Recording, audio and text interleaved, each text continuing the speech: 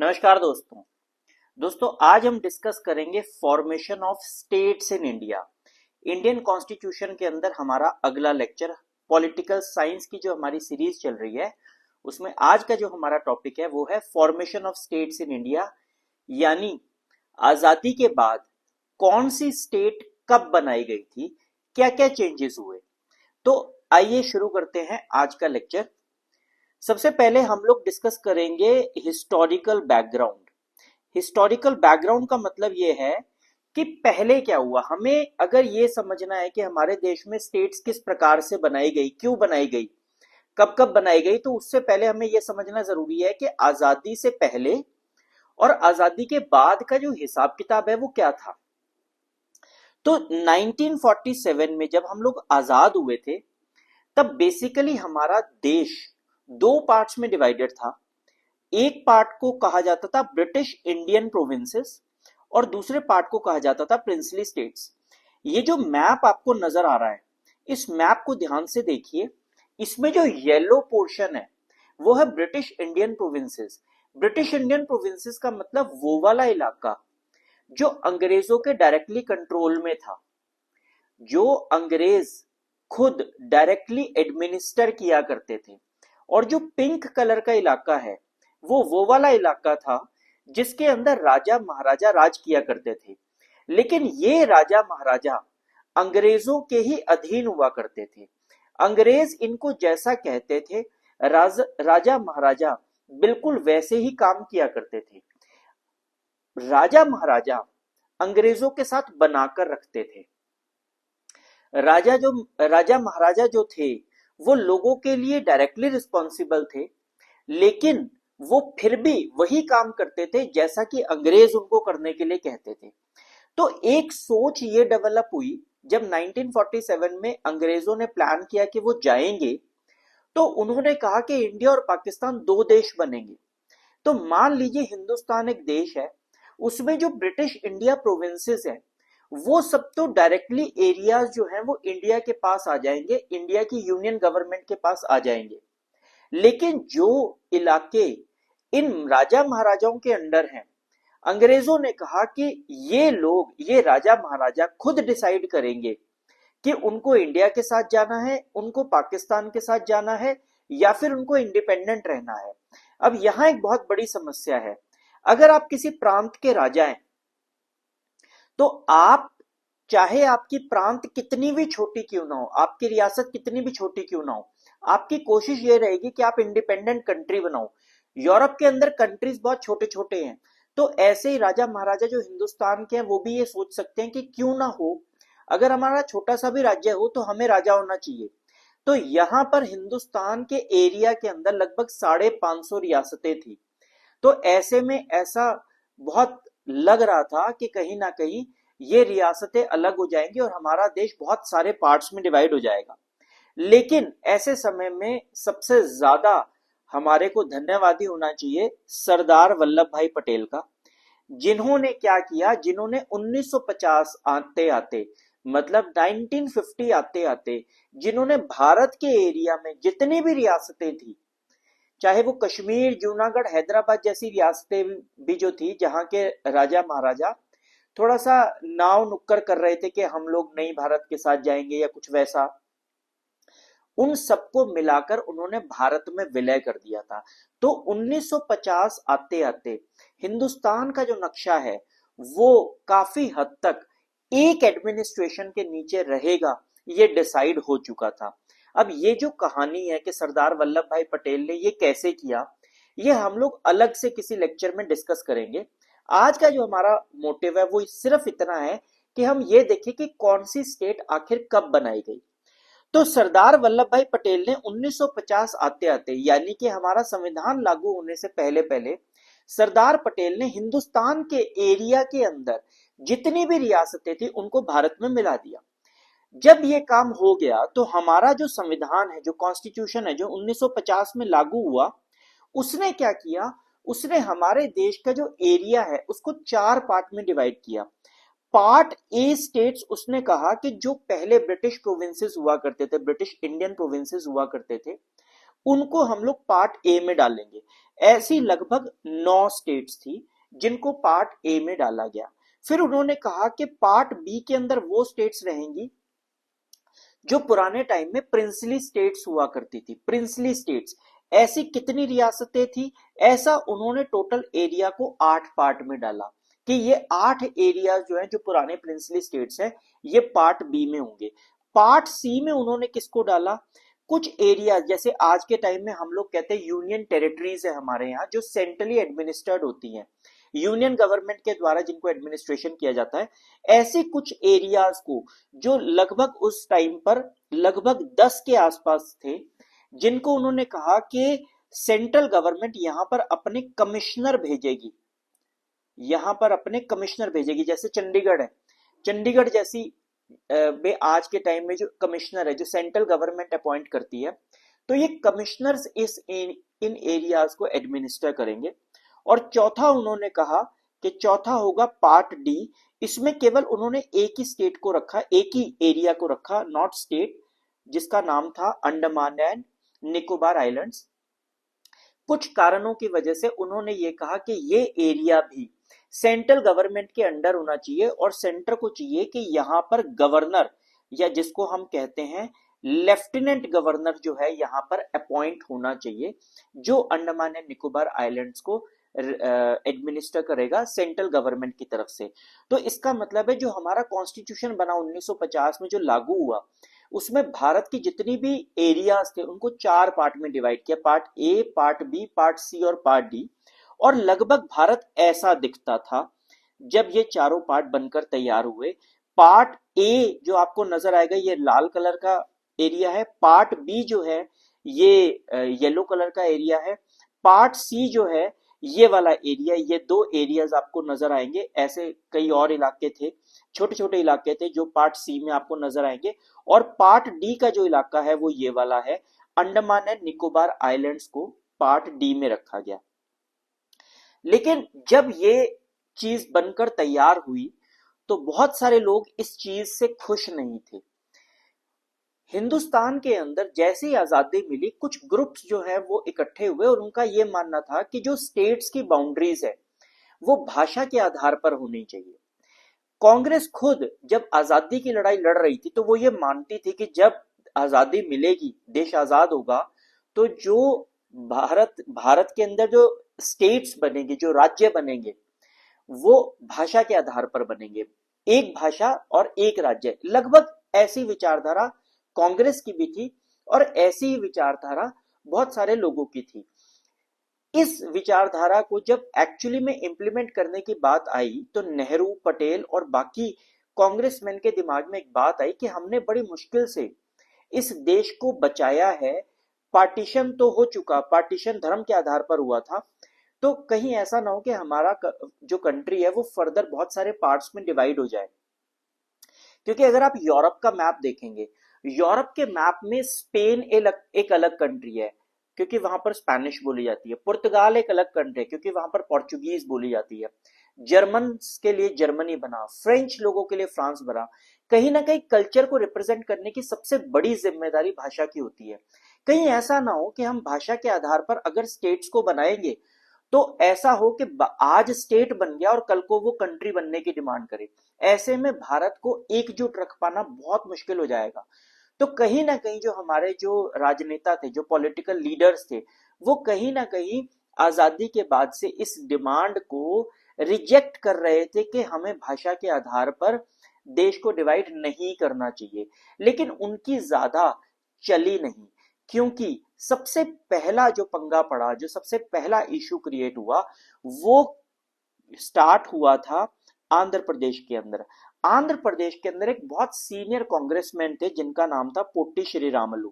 उन्होंने लोगों को इकट्ठा किया और आंध्र प्रदेश के लोगों ने डिमांड करना शुरू किया कि उनको एक अलग राज्य मिलना चाहिए भाषा के आधार पर।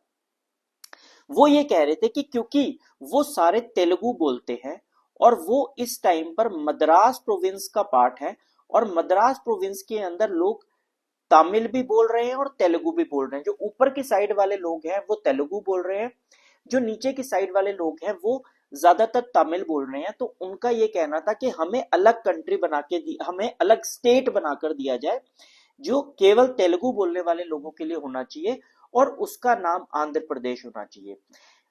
गवर्नमेंट ऑफ इंडिया, नेहरू, इन्होंने बहुत कोशिश की कि लोगों को समझा लिया जाए, पोटी श्रीरामुलु को समझा लिया जाए और वो इस डिमांड को छोड़ दे।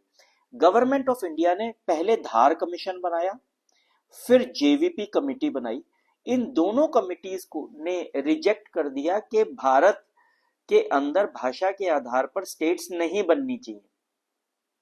लेकिन आंध्र प्रदेश के लोगों को ये दोनों कमिटीज समझा नहीं पाई। अंत में पोटी श्रीरामुलु जो हैं, उन्होंने भूख हड़ताल शुरू कर दी कि हमें तो भाई अगर अलग स्टेट चाहिए ही चाहिए। और 53 दिन के बाद उनकी डेथ हो गई। 1953 के अंदर उनकी डेथ हो गई। जब उनकी डेथ हुई तो मामला हाथ से निकल गया। उसके बाद वहां पे जो लोग थे उन्होंने इतना ज्यादा प्रोटेस्ट करना शुरू किया कि गवर्नमेंट ऑफ इंडिया के लिए बहुत मुश्किल हो गया उन प्रोटेस्ट्स को कंट्रोल करना। ऐसे में गवर्नमेंट ऑफ इंडिया ने फाइनली ये डिसाइड किया कि आंध्र प्रदेश हमारे देश में बनेगा और आंध्र प्रदेश जो है वो पहला स्टेट बना भाषा के आधार पर, लैंग्वेज के आधार पर। भारत में, आजाद भारत में सबसे पहला स्टेट जो बना वो कौन सा था? वो था आंध्र प्रदेश। और जब कहा जाता है कि एक बार जिन्न अपनी बोतल में से निकल गया तो फिर उसको अंदर कौन डालेगा। अगर एक स्टेट भाषा के आधार पर बन गया तो बाकी स्टेट्स भी बनने चाहिए। ऐसे में मजबूर होकर फिर भारत सरकार को स्टेट्स रीऑर्गेनाइजेशन कमीशन बनाना पड़ा, स्टेट्स रीऑर्गेनाइजेशन एक्ट बनाना पड़ा। एक कमीशन बनाया उन्होंने 3 लोगों का। 3 लोगों के जो अध्यक्ष थे वो थे फजल अली। तो फजल अली एक व्यक्ति थे। दूसरे जो बचे हुए लोग थे, एक थे उनमें के एम पानिकर और दूसरे थे एच एम कुंजरू। तो 3 लोगों का ग्रुप बना, फजल अली, के एम पानिकर और एच एम कुंजरू। इन 3 लोगों ने मिलकर एक कमीशन बनाया, स्टेट्स रीऑर्गेनाइजेशन कमीशन।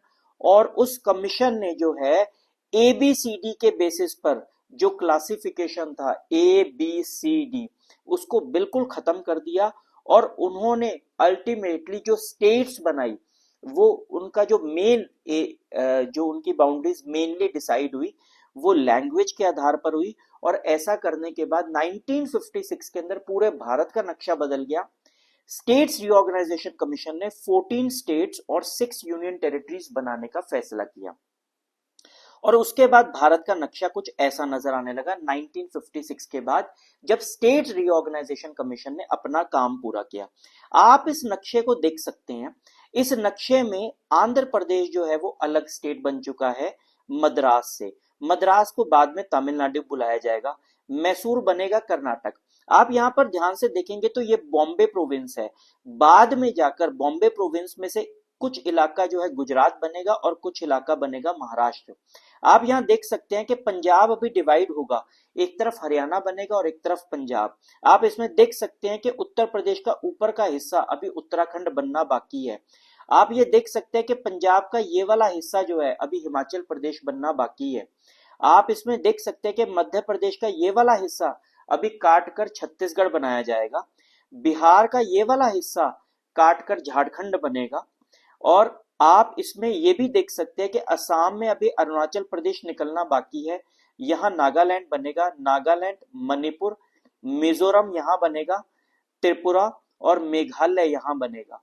तो पाकिस्तान भी बाद में चेंज हो जाएगा, पाकिस्तान बनेगा बांग्लादेश। तो ये नक्शा जो है ये 1956 का है। इस नक्शे में आप ये देख सकते हैं कि भारत में कितने चेंजेस थे। ये वाला एरिया उत्तराखंड बनेगा बाद में जाकर, और अभी रिसेंटली जो है अगर आप इसको इस तरीके से कर देंगे तो ये एरिया लद्दाख बन जाएगा और ये जम्मू और कश्मीर यूनियन टेरिटरी बनेगा। तो इस तरह के चेंजेस अभी भारत में होने बाकी थे। तो बाद में जो डेवलपमेंट्स हुई वो हम सब लोगों के सामने है। सबसे पहले 1960 में बॉम्बे के अंदर बहुत बड़ा प्रोटेस्ट हुआ। महाराष्ट्र को और गुजरात को अलग अलग कर दिया गया, बॉम्बे स्टेट को इन दोनों में डिवाइड किया गया। उसके बाद 1966 में हरियाणा को पंजाब से अलग किया गया। 1971-72 के अंदर बहुत सारी स्टेट्स जो है वो बनाई गई। मेघालय, मणिपुर, त्रिपुरा और नागालैंड, ये नॉर्थ ईस्ट के अंदर स्टेट्स बनाई गई 1971-72 में। 1987 के अंदर गोवा एक अलग स्टेट जो है उसको स्टेटहुड का दर्जा दिया गया, उससे पहले वो यूनियन टेरिटरी थी। और इसके अलावा मिजोरम और अरुणाचल प्रदेश जो है उनको भी सेपरेट स्टेट्स बनाया गया।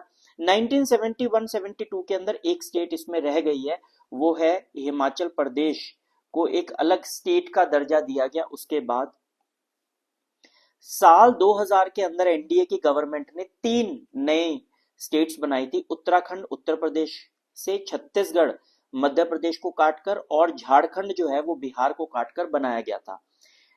2014 के अंदर जैसा आंध्र प्रदेश में उस टाइम पर भूख हड़ताल हुई और प्रेशराइज किया गया और तब जाकर एक नया स्टेट बनाया गया, वैसी आंध्र प्रदेश के अंदर भी तेलंगाना बनाया गया। तेलंगाना को बनाने के कारण बिल्कुल लैंग्वेज नहीं था, लेकिन रीजनल डेवलपमेंट था कि कुछ इलाके बहुत ज्यादा डेवलप्ड है, कुछ इलाके पिछड़े हुए हैं, इस कारण से तेलंगाना बनाया गया। 2019 जो है एक लेटेस्ट जो चीज हमारे यहाँ पर हुई है वो सबसे ज्यादा लेटेस्ट 2019 में हुई है, जब धारा 370 जो है वो जम्मू कश्मीर से हटा दी गई और जम्मू कश्मीर को 2 यूनियन टेरिटरीज में कन्वर्ट कर दिया गया, स्टेट को यूनियन टेरिटरीज में कन्वर्ट कर दिया गया। बहुत फ्रीक्वेंटली ऐसा हुआ है हमारे देश के इतिहास में कि यूनियन टेरिटरी को स्टेट में कन्वर्ट कर दिया गया, लेकिन बहुत कम ऐसा हुआ है कि किसी स्टेट को यूनियन टेरिटरी में कन्वर्ट किया गया हो, तो वैसा अभी रिसेंटली हुआ था। अगर हमें संविधान के रेस्पेक्टिव प्रोविजंस की बात करें जो इस तरह का काम करने के, स्टेट्स की बाउंड्रीज को चेंज करने की बात करते हैं, तो वो 2 आर्टिकल्स है। एक आर्टिकल 3 जो पार्लियामेंट को एम्पावर करते हैं कि वो एक नया स्टेट बना सकती है, उसकी बाउंड्रीज को और उसके नाम को चेंज कर सकती है, और ये काम करने से पहले प्रेसिडेंट का रिकमेंडेशन और उस स्टेट का रिकमेंडेशन जरूरी होता है।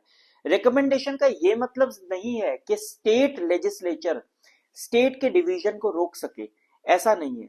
स्टेट का रिकमेंडेशन का ये मतलब है कि वो उनसे ये पूछा जाता है कि ग्राउंड लेवल पर कोई दिक्कत तो नहीं आएगी, कोई परेशानी तो नहीं आएगी।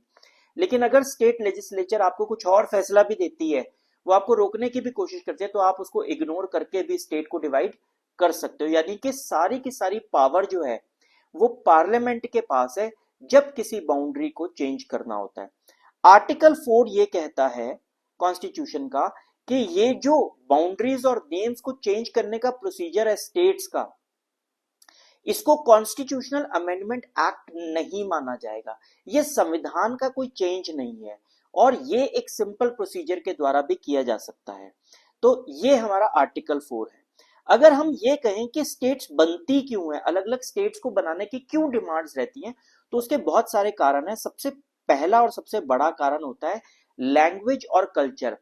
अगर एक एरिया के अंदर, एक एडमिनिस्ट्रेशन के अंदर 2 अलग अलग भाषा और कल्चर वाले लोग रहते हैं, तो कई बार ऐसी चीज आ जाती है कि हम उन दोनों को सेपरेट एडमिनिस्ट्रेशन के अंदर डाल देते हैं और स्टेट को डिवाइड कर देते हैं। ये तब भी अगर मान लीजिए वो 2 लोग एक जैसे हैं, एक कल्चर के हैं, तब भी डिवीजन कई बार रीजनल इम्बैलेंस के बेसिस पर हो सकता है, जैसे तेलंगाना में हुआ था। तेलंगाना के लोगों का यह कहना था कि दोनों एरियाज, आंध्र प्रदेश और तेलंगाना के जो एरियाज हैं, इनमें डेवलपमेंट का बहुत इशू है, तो इसीलिए हमारे को एक अलग स्टेट बना दिया जाए ताकि हम अपने आप को खुद मैनेज कर सकें। कई बार कुछ इलाकों के अंदर एथनिसिटी, कल्चर, ट्राइबल लोग भी रहते हैं। वो ट्राइबल लोग ये कहते हैं कि हम उतने ज्यादा डेवलप या अपने कल्चर को अच्छे से फॉलो नहीं कर पा रहे हैं क्योंकि हम एक और तरह के लोगों के साथ रह रहे हैं। उनकी ट्राइबल एस्पिरेशंस को सही रखने के लिए, उनको रिप्रेजेंटेशन देने के लिए कई बार हमें जरूरत पड़ती है कि हम उन ट्राइबल एरियाज को अलग से स्टेट बनाएं। इसका बेस्ट एग्जांपल आपको झारखंड और छत्तीसगढ़ में देखने को मिलेगा।